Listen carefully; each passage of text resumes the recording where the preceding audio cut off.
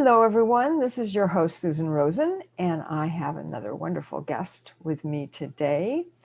His name is Joseph Oniwor. And do you prefer Joe or Joseph? Joe's fine. Okay. And he is a pro arena football player who turned to being a transformation trainer. And he has been in the fitness industry for 28 years now. In his past, Joe and his family had struggled with weight and health. And by turning to a healthier lifestyle, he was able to lose up to 110 pounds, which we'll talk about that, find out how he did that. Currently, he is focusing on working with women who are 48 or older.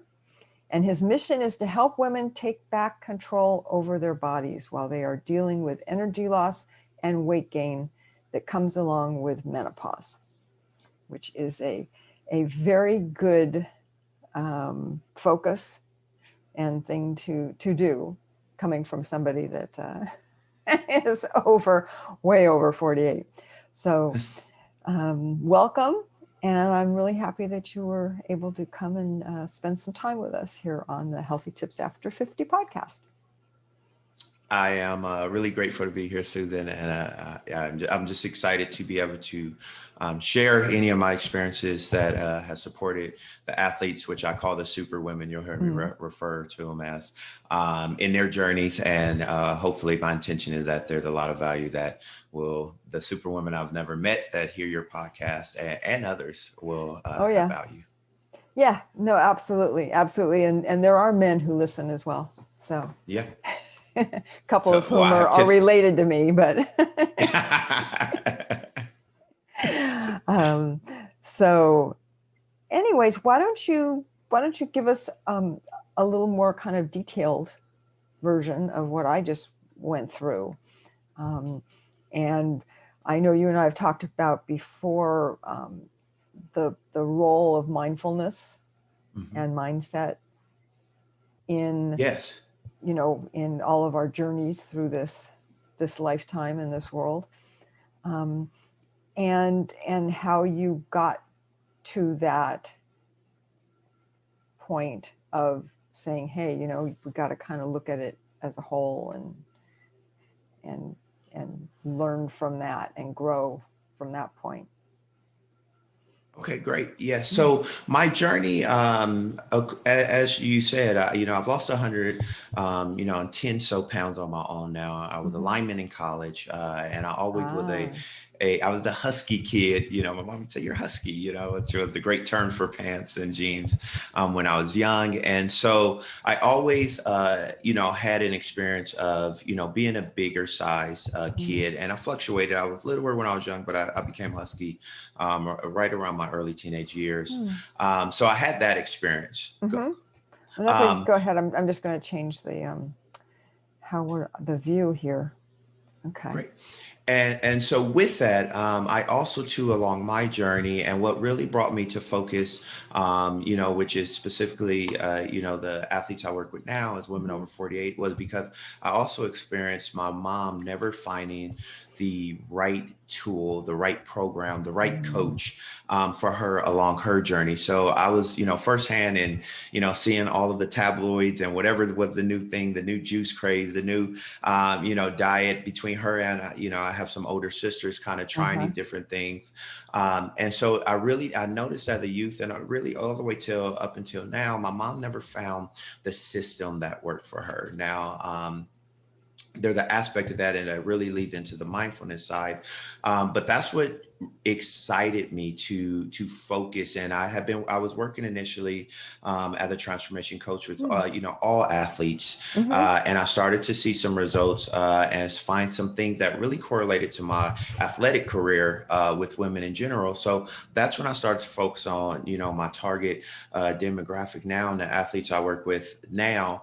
And so the one thing, and here's where the mindfulness piece came in, is one thing I noticed about myself when I lost the the 100 pounds, I initially lost 60 pounds. And as I lost my 60 pounds, there were still some things I noticed about myself, in terms of my own personal journey. There were still Mm-hmm. ways I thought about myself, ways I, a paradigm I had, or an image, a Yeah. self-image I had of myself that didn't change when the weight changed, which I thought it was. Yeah. And so that really sparked me to say, maybe there's something I'm missing I'm eating all right. I know how to train. I've done it my whole life. Maybe there's something I'm missing.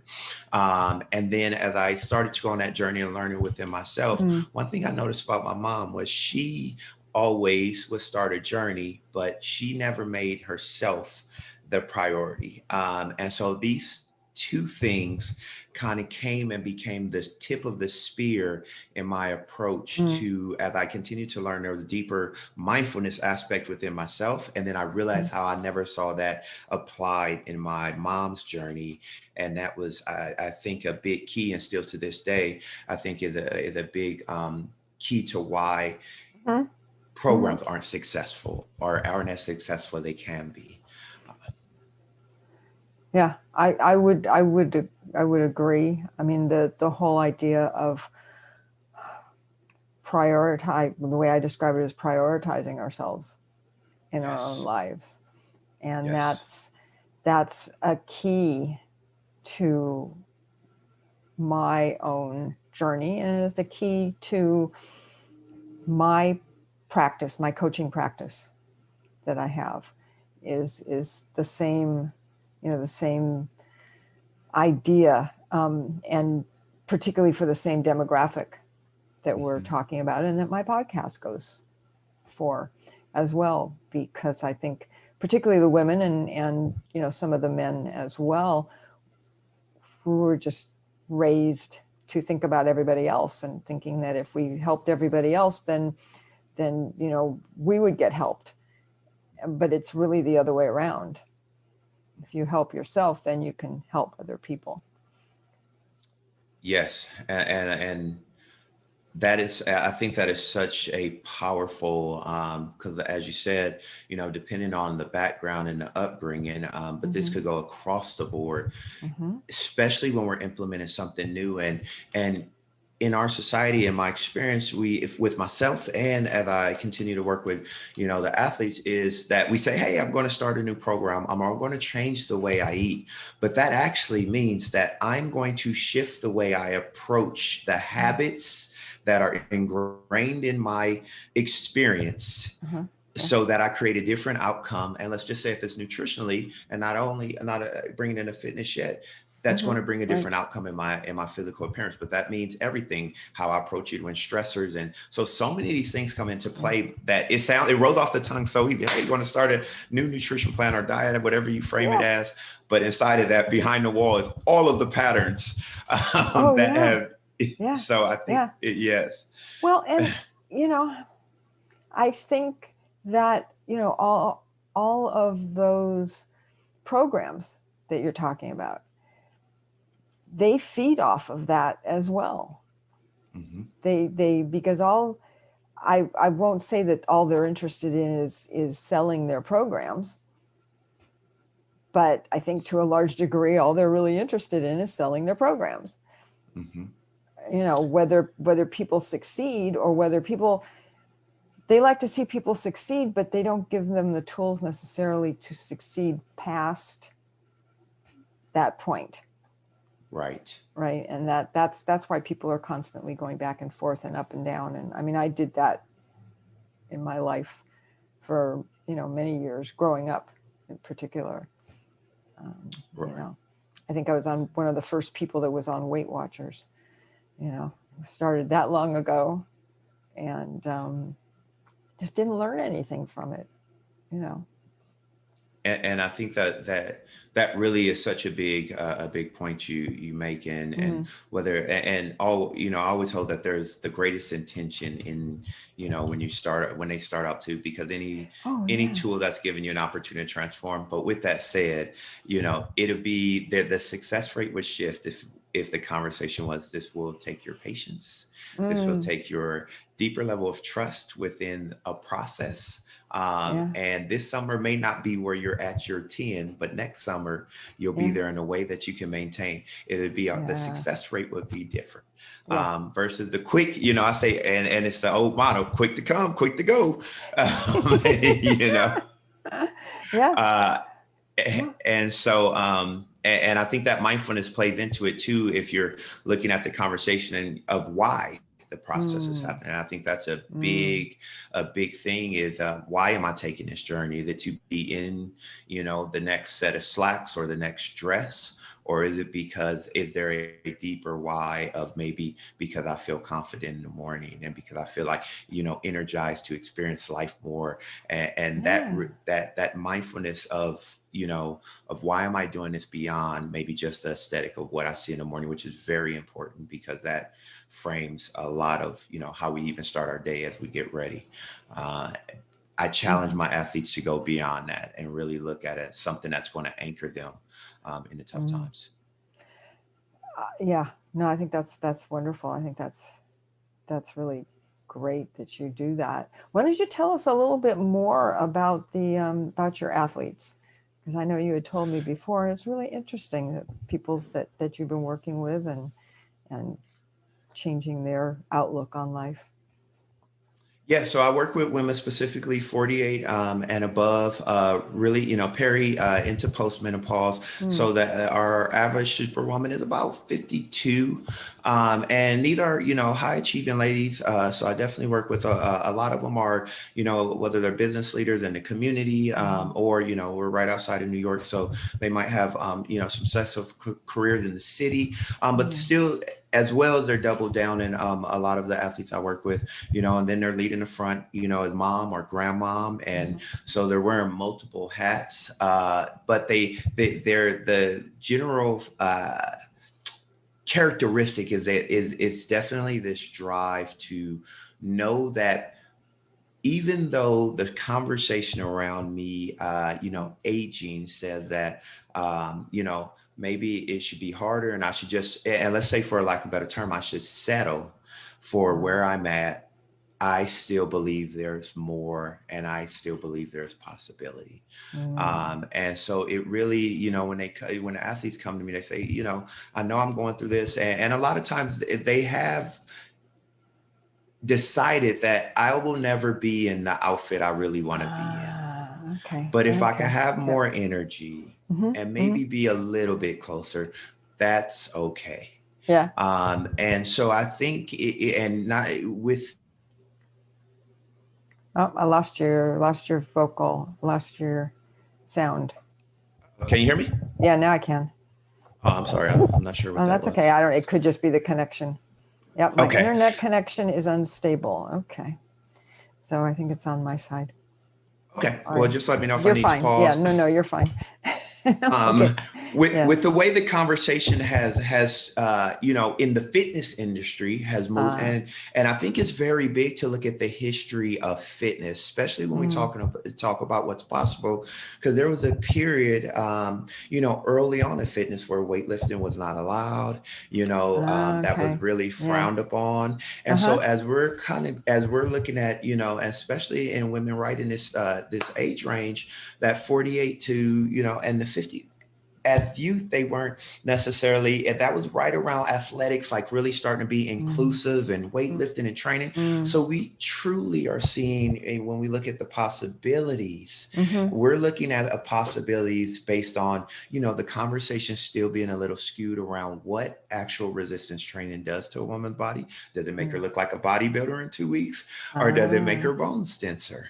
And I'm a little Okay. nervous to do that. And so I think there's a lot of confusion around what can I expect when Mm, I first am introduced to the new athletes in academy as well. So, mm-hmm. but it's been a lot of fun.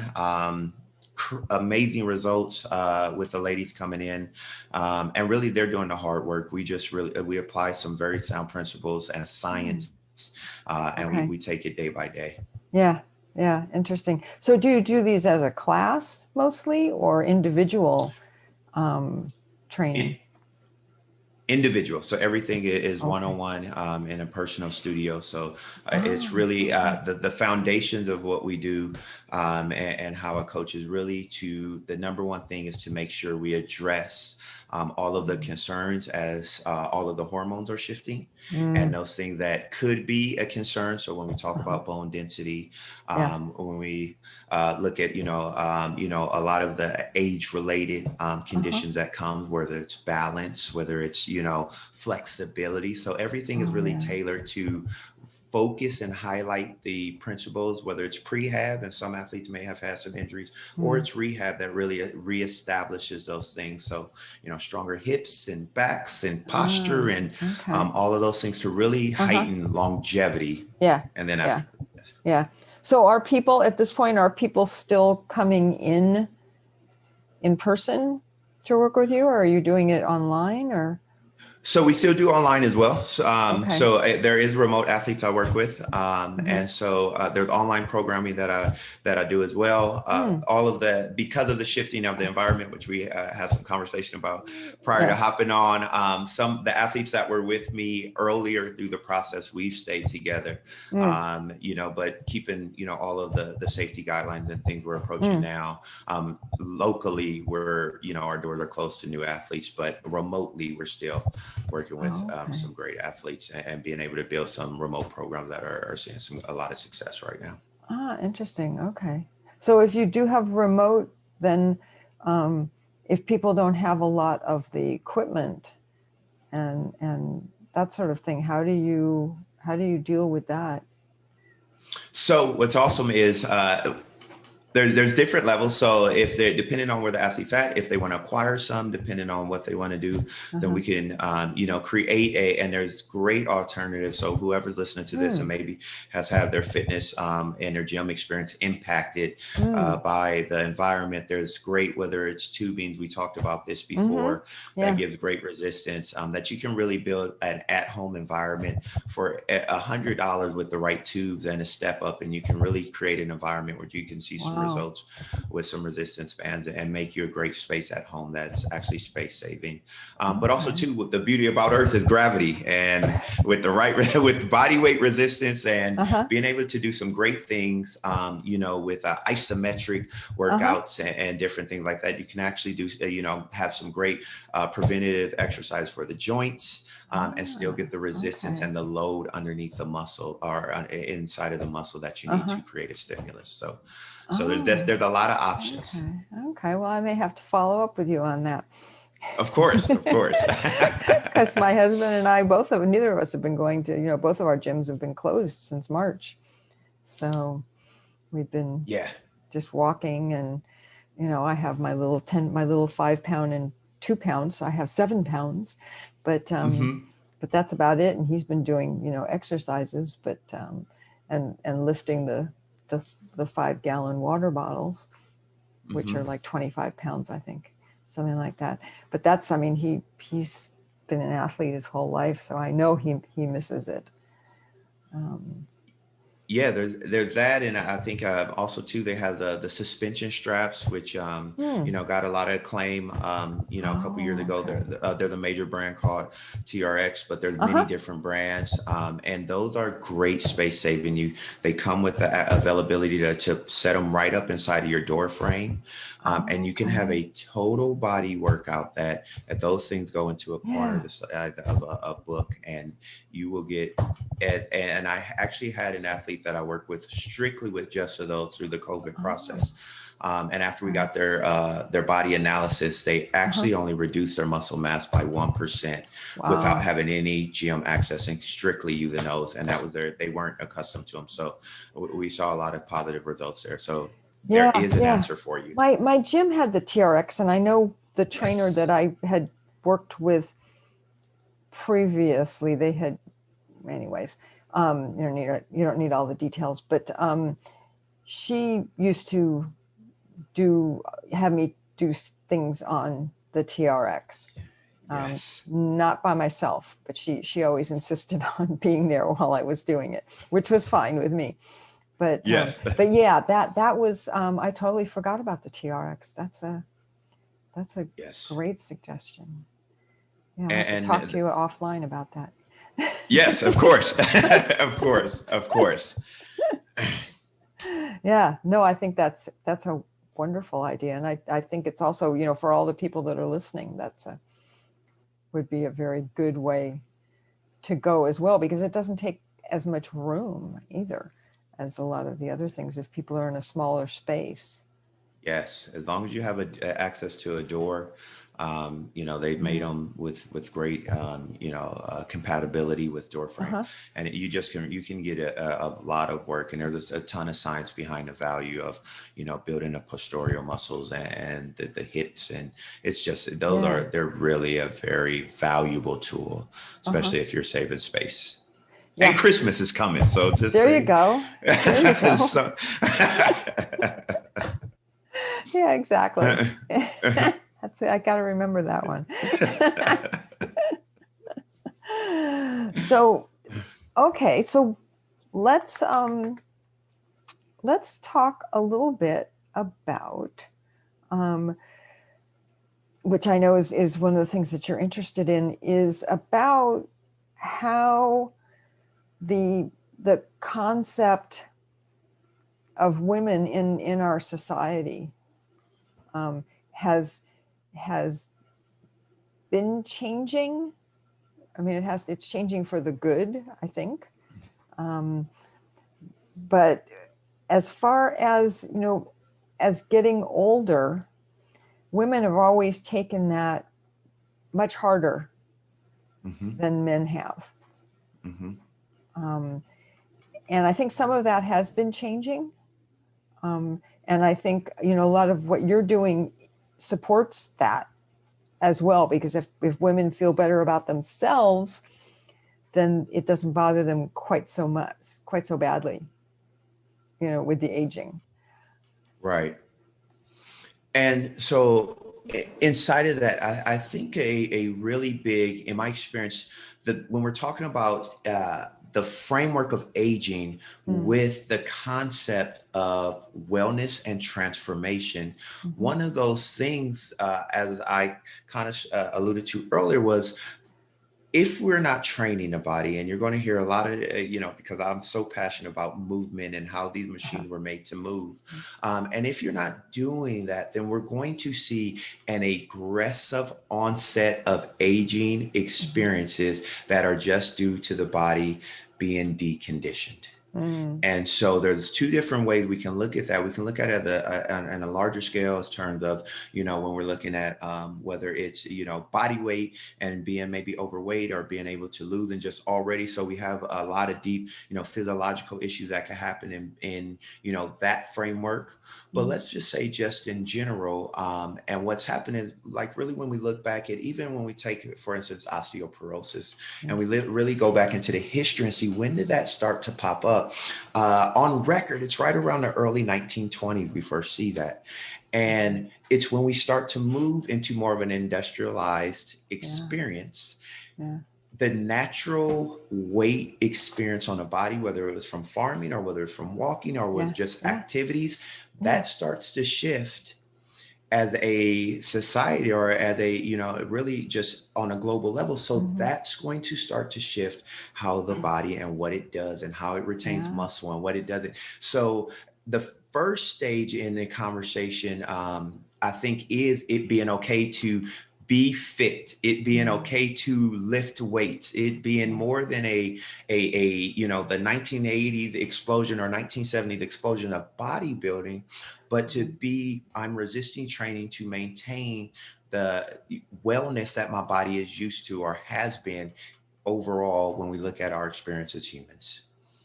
And so that's the first thing. And I think it becomes okay to be working out and lifting weights and being fit at any age. I was reading a great research study over the weekend, and it was a cohort of athletes they did that were from 75 to 95, and they put them on a resistance training regimen, which was one rep maximum exertion they did, and which is and I'll just say this now, all of my athletes, we never go underneath 10 repetitions. You get a lot. It's safe for the joints. You can still get great muscle stimulus, see a great response, but the heavier the load gets, as we do look to make movements happen to preserve the joints. But in the research study, they saw a tremendous amount of valuable muscle stimulus. And this one specifically focused on the lower body region, but they saw such a large and significant result of muscle synthesis from that cohort of people. It just showed that,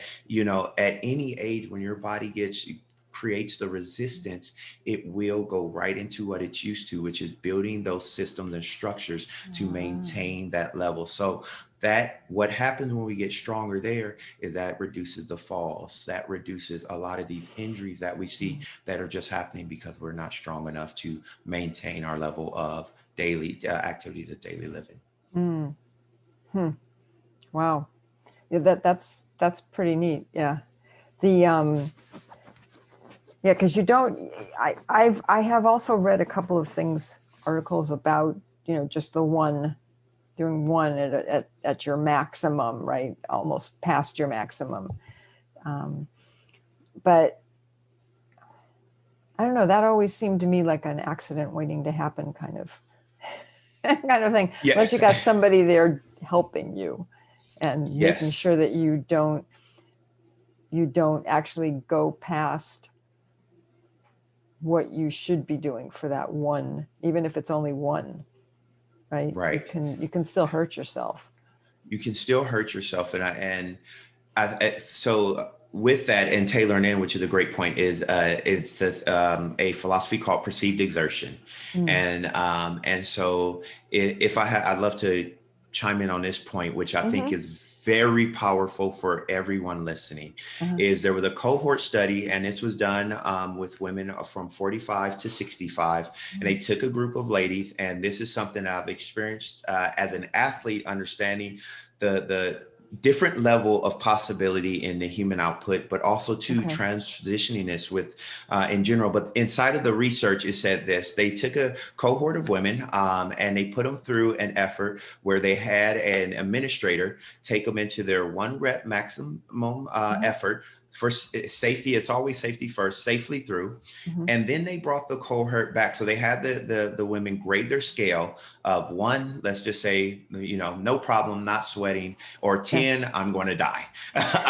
And so, of course, the 1 rep maximum effort, as they got there, it was a 9 or 10 on the scale. So they came back and they allowed the women to self-select the amount of weight that correlated to the way they felt at the end of the study with the instructor there. The women were about 43% less in effort that they, when they self-selected, that they felt like they were at their 1 repetition maximum than when they had the instructor there. Now, this is the biggest key, and this is something I really connect with the athletes when I come in. The study says this, that it takes 70% of your 100% of 10 rep maximum effort to produce protein synthesis or muscle building in the body. So if I'm going to work out and I feel like I'm at 100 mentally, but I'm at 50, let's just say 50%, and it takes 70% effort for my body to start building that muscle. Now we see why we go into the gym, and mentally we may be in a place, but our body has so much more to give that we're not seeing that response. So why am I working out, but I'm not building muscle? And it's because our brain is connecting us with the effort that is lower than what our body has available. And so inside of that, it's just an awareness to have, whether you're training on your own, and definitely, of course, if you're with a professional, they'll understand this concept. But that's a real big gap that's impacting a lot of athletes from starting to see the results that they want to see when they're training and doing the other proper things. Do you think that some of that gap, when people are on their own, is partially some kind of a safety mechanism? Yes. Right? That their mind and body kind of comes into to say, hey, no, that's a little too much, even though I did it before. That's a little too much to do by myself here.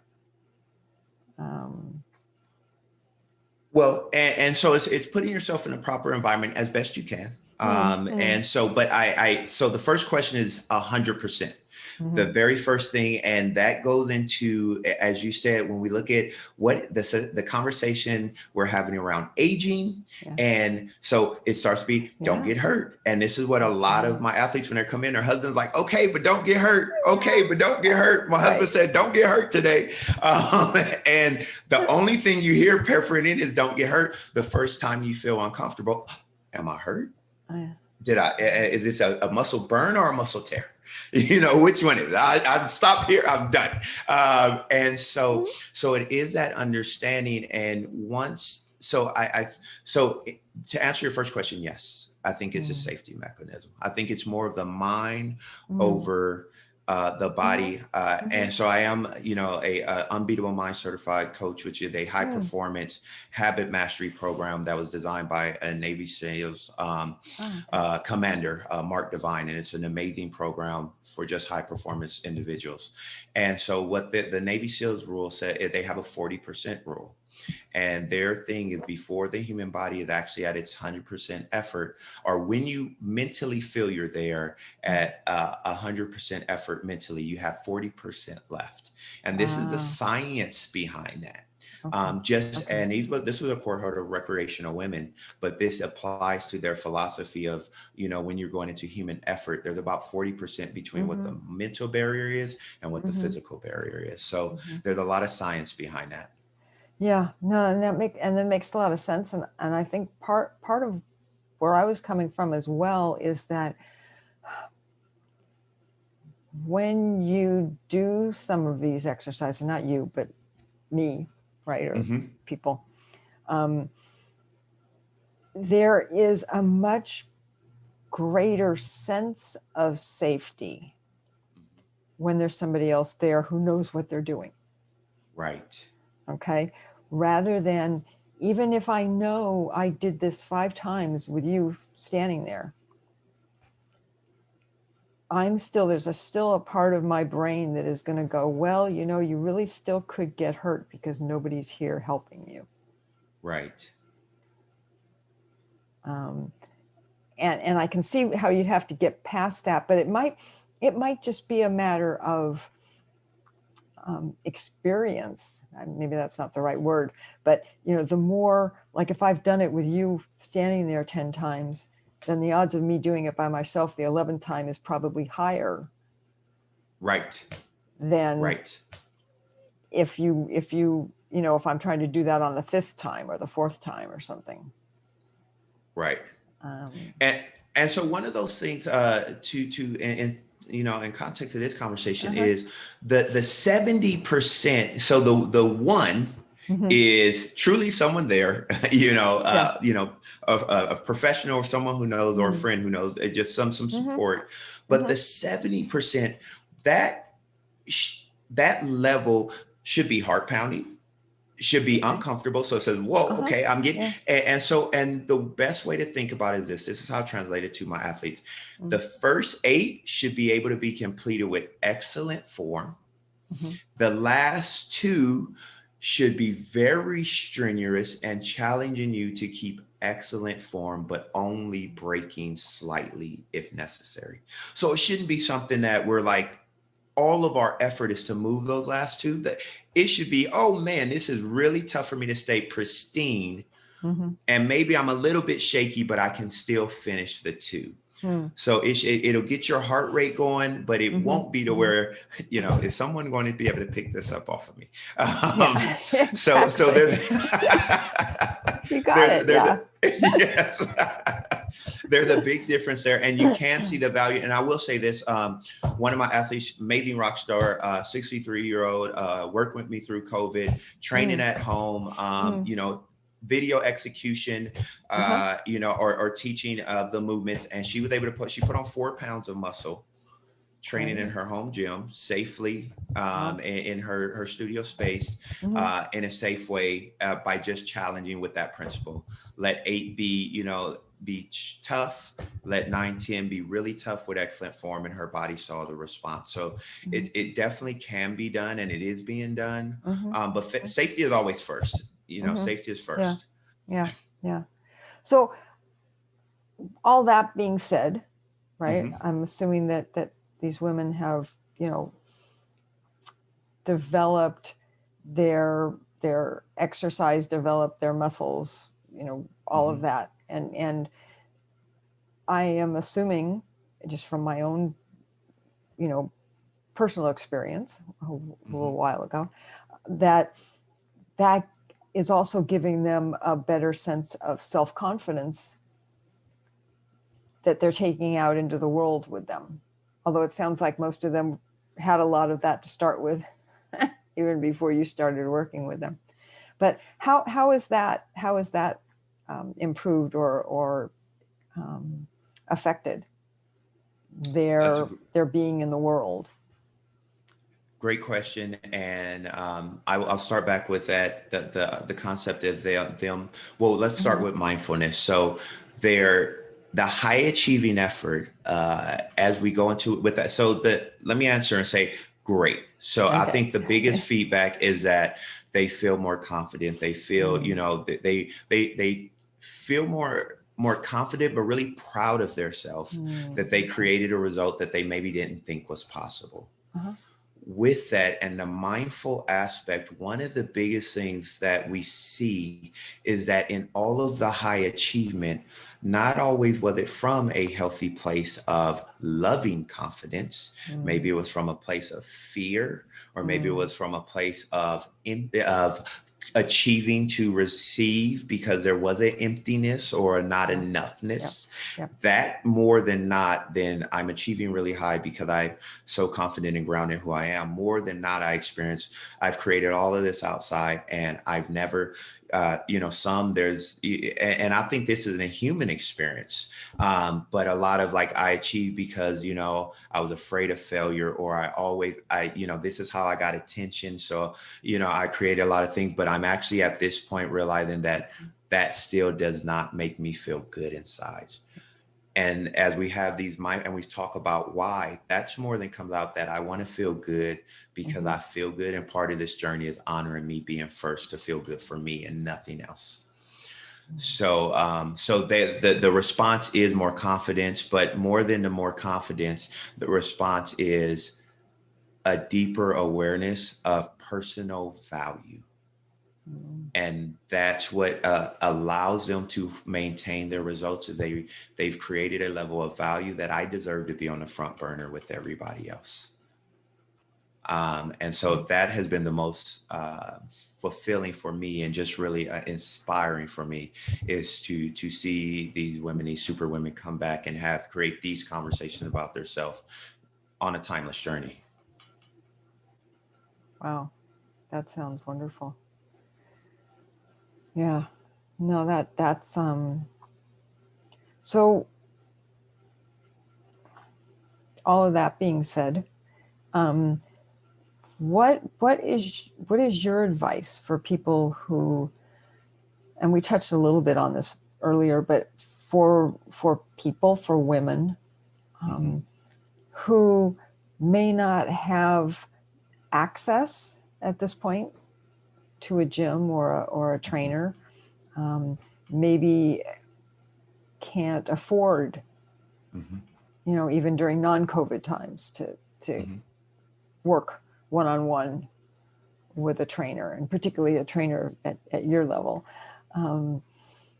What would your suggestions be, that some things that people and women can do, whether it's on their own or, maybe they go to the YMCA or something and work out. Some of those places have trainers and some of them don't.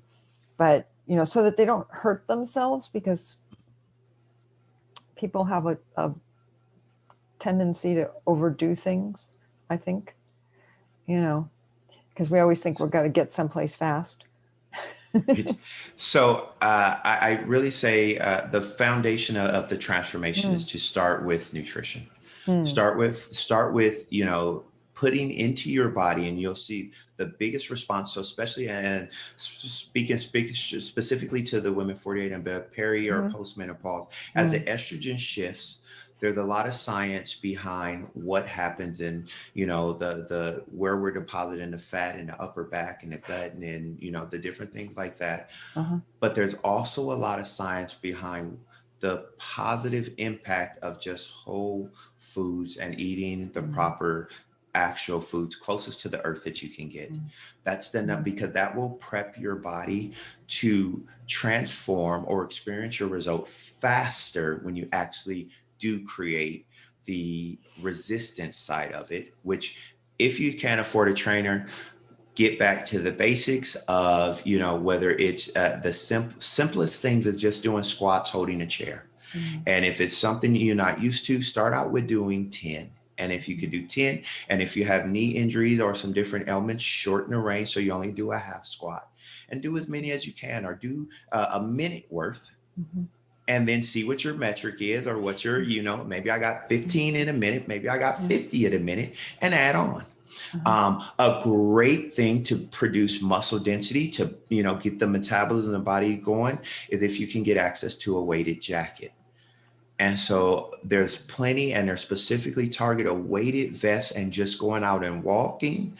The walking is great, 3 times 30 minutes. And if you add a 10-pound weighted vest, that now has put a greater resistance on your body, which is going to make it promote building more muscle, and it's going to promote it building more bone density to handle this resistance. And it's going to boost your metabolism, because it's like pulling a weighted vest for your mile instead of just being your normal mile. So those are very basic things, and you can do it with all of the foundational movements, your squat, your push-ups from a kneeling position.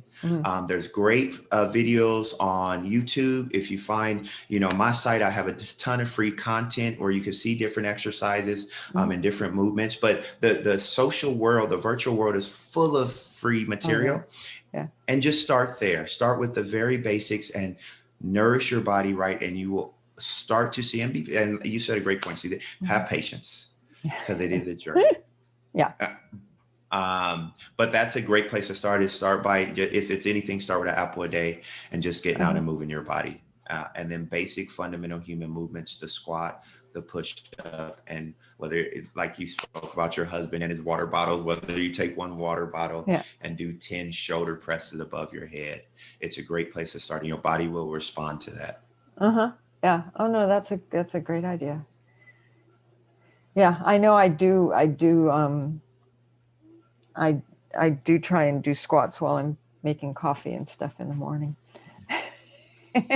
I do 20, and then I do 20 of these kind of things, and then I do, up above, and then I do 20 more squats, and I end up doing about 60 squats. Right now, and how do you feel after that? Oh, I always feel great. Gets my heart going, gets my blood going. Yeah. Exactly. It doesn't, I think in the world, and especially, it's really coming back to the basics when you're getting started.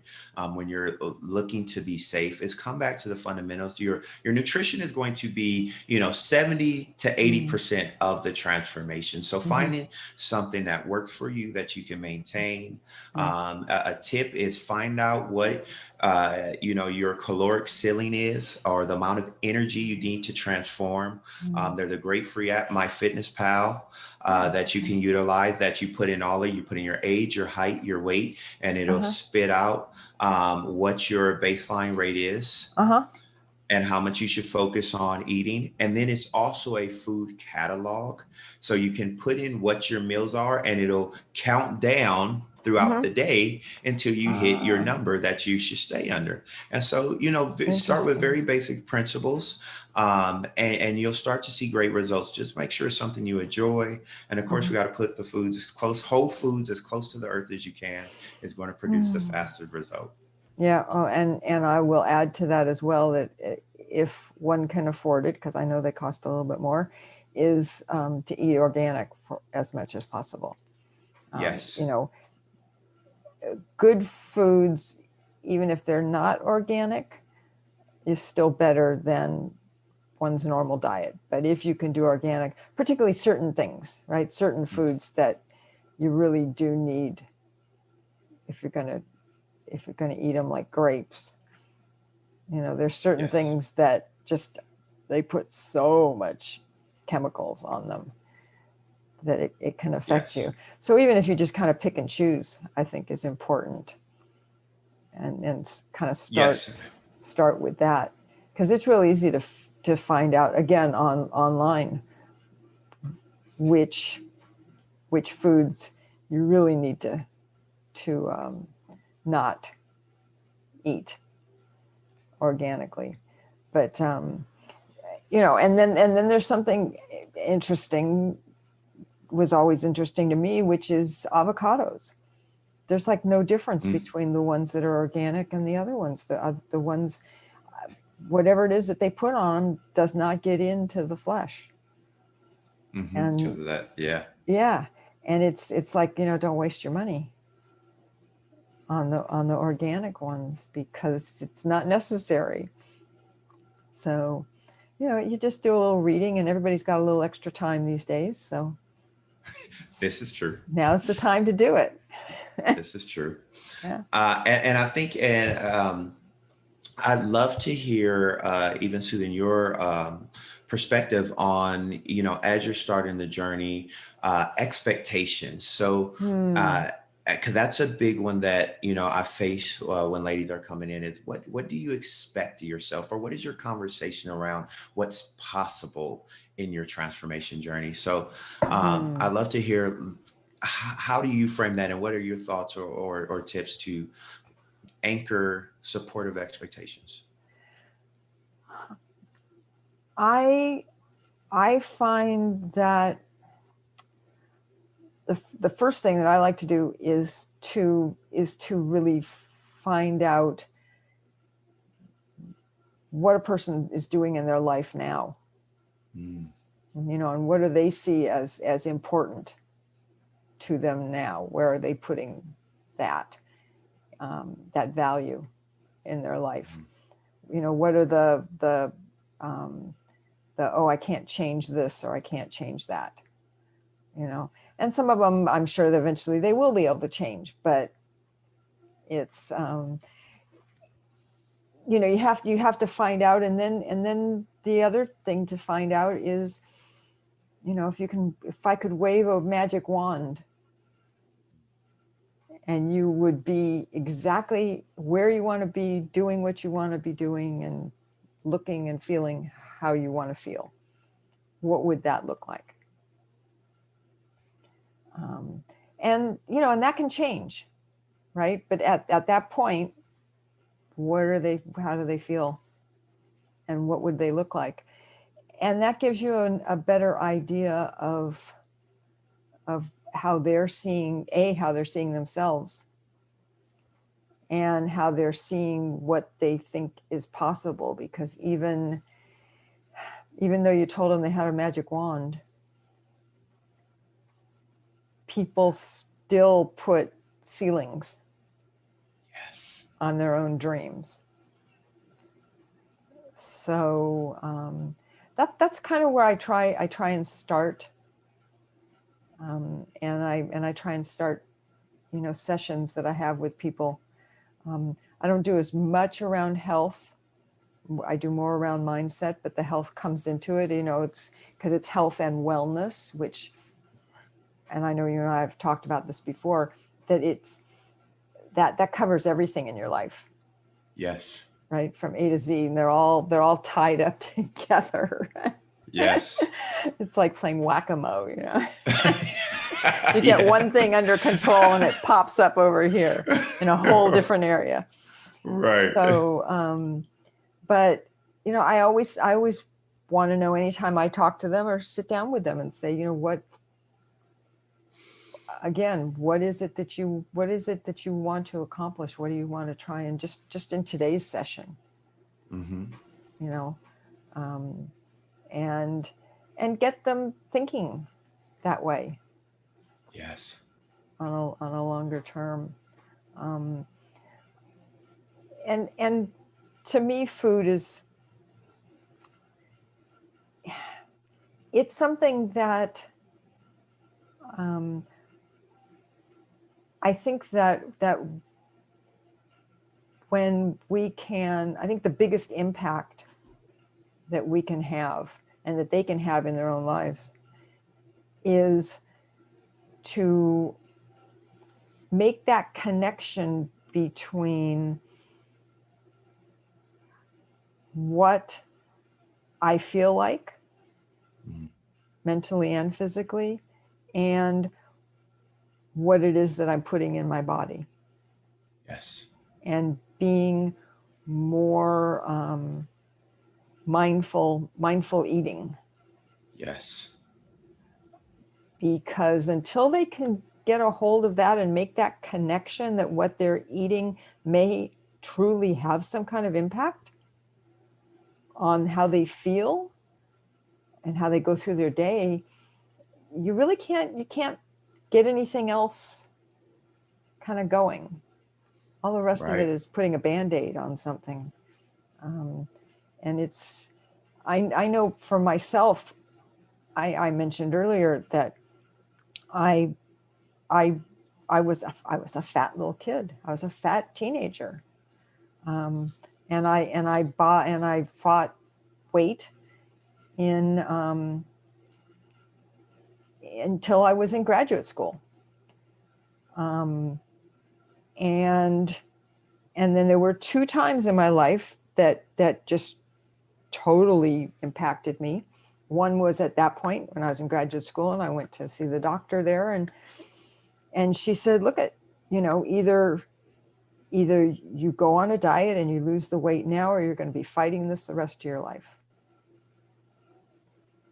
And I was like, okay, that got my attention. And so at that point, I there was no such thing even. No, I take that back. Weight Watchers was around. I did that in high school. That was a complete fiasco. But what was the funny thing about, and I'll go just 30 seconds here. The funniest thing I had happen with the Weight Watchers was it was too much food. I couldn't eat it all.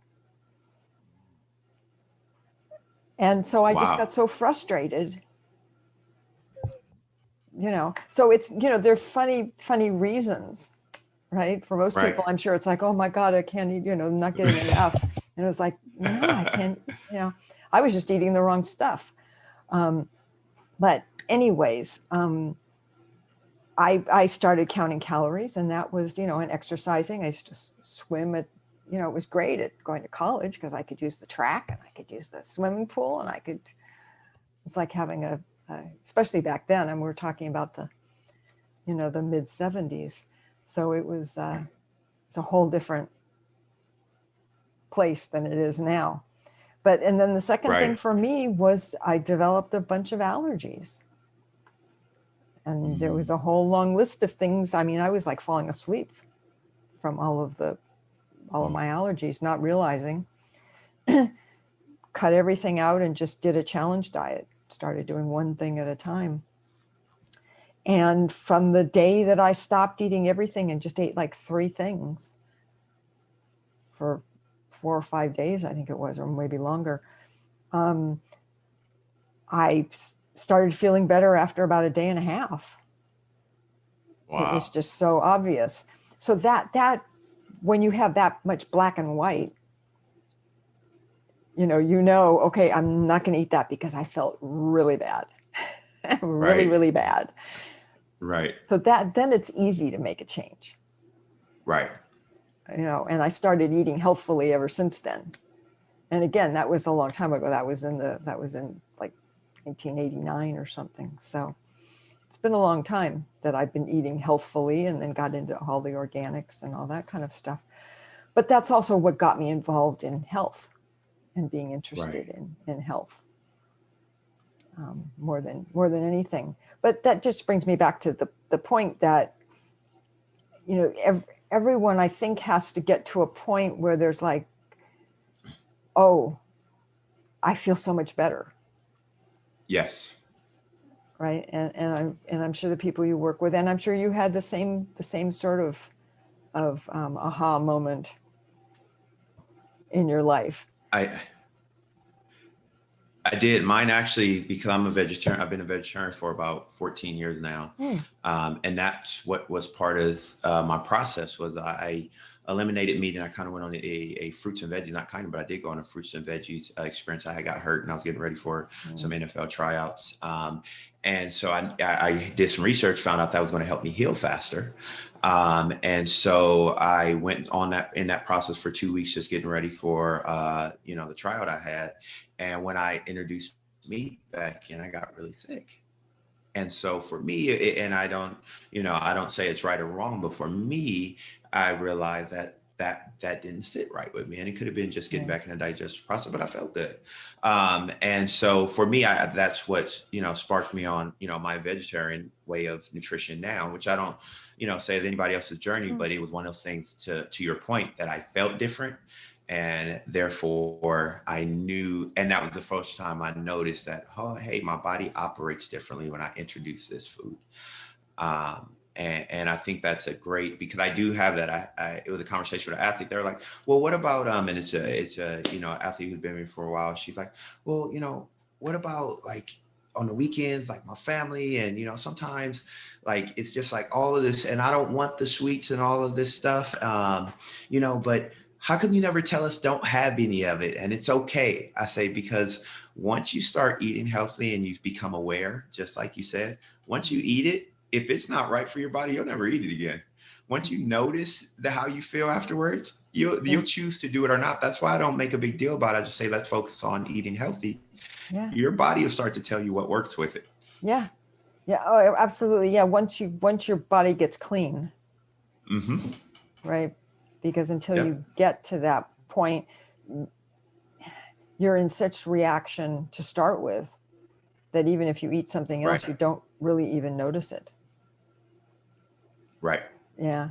And it can sometimes be an opposite effect that you're in such a is, and that's a great term you use. You're in such a reaction to your current way of eating Mm-hmm. that when you introduce the healthy foods, they may respond differently. Mm-hmm. And because our body, these machines are perfect at doing the best they can to Yeah. adjust to the stimulus and move forward. Yeah. And so I think those are two very powerful Mm. to get clear Yeah. Oh, I just missed you. mindfulness. There you go. Okay. Yeah, so that's so powerful. So Yeah. I'm taking notes, by the way. I'm taking notes. Those Well, are very yeah, powerful. it seems to me, I think that's probably a good place to wrap up here. I think we've been going Yes. for quite a while, over an hour, I think. Anyways, so it's always a pleasure to talk to you, Joe. It always is. We always have so much in common in the way that we look at things. And I really do appreciate that. And I also appreciate the fact that you are, I was going to say trying, but I'm going to change that word, that you are helping a lot of women and women who are getting older and going through menopause,